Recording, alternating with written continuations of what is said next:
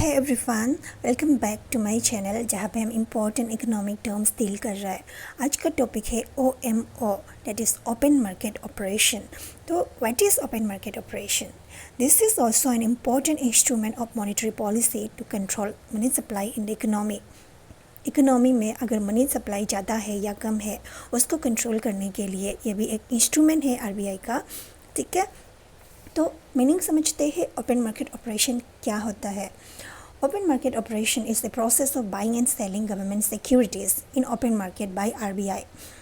ये जब RBI government securities को बाय या सेल करता है उस सिचुएशन को हम ओपन मार्केट ऑपरेशन बोलते हैं। ठीक है, तो ये गवर्नमेंट सिक्योरिटीज़ क्या होता है?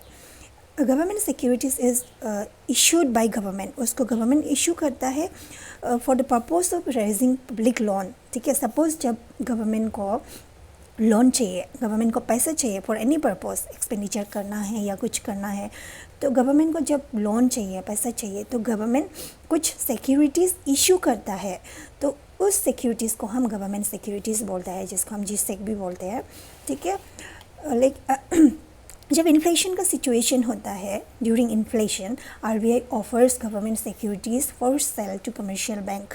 ठीक है, जब इन्फ्लेशन होता है तो RBI जो गवर्नमेंट सिक्योरिटीज़ है उसको सेल करता है कमर्शियल बैंक को। ठीक है, क्यों सेल करता है? क्योंकि कंट्री में इन्फ्लेशन है, मनी सप्लाई को कंट्रोल करना है, इसीलिए वो गवर्नमेंट सिक्योरिटीज़ को सेल करता है।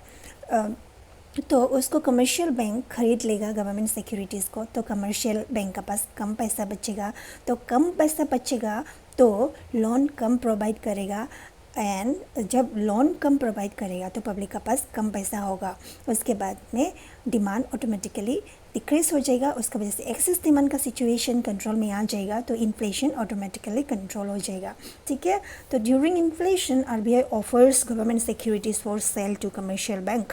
It reduce the reserve of commercial bank which adversely affect their ability to create credit and minimize the condition of inflation.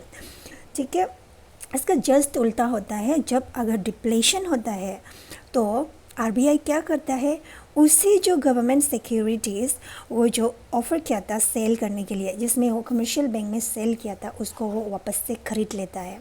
ठीक है, जब इन्फ्लेशन का जस्ट अपोजिट डिप्लेशन होता है तो RBI जो गवर्नमेंट सिक्योरिटीज़ वो सेल किया था उसको वो ख़रीद लेता है। क्यों ख़रीदता है? क्योंकि जब वो सिक्योरिटीज़ को ख़रीद लेगा तो कमर्शियल बैंक के पास पैसा वापस आ जाएगा, तो उस पैसा से कमर्शियल बैंक लोन प्रोवाइड कर सकता है, उस लोन से पब्लिक के पास पैसा वापस आएगा। जब पब्लिक के पास पैसा वापस आएगा तो वो क्या हो जाएगा, डिमांड इंक्रीज़ करेगा, क्योंकि जब पैसा होता है आदमी का पास में तभी तो डिमांड करता है ना, तो डिमांड इंक्रीज़ हो जाएगा, तो उसका वजह से जो डिप्लेशन का सिचुएशन था वो कंट्रोल हो जाएगा। डिप्लेशन का सिचुएशन मीन्स जब डेफिसिट डिमांड का सिचुएशन होता है, that means demand is less than supply, उस सिचुएशन को हम डेफिसिट डिमांड बोलते हैं। तो उस सिचुएशन डेफिसिट डिमांड का वजह से डिप्लेशन होता है। ठीक है, तो उसको भी हम समझते हैं इन फ्यूचर कि डेफिसिट डिमांड की वजह से डिप्लेशन क्यों होता है। सो यही था आज का टर्म। तो नेक्स्ट टर्म, न्यू टर्म और एक इम्पॉर्टेंट टर्म लेके आते हैं। सो आज के लिए इतना ही।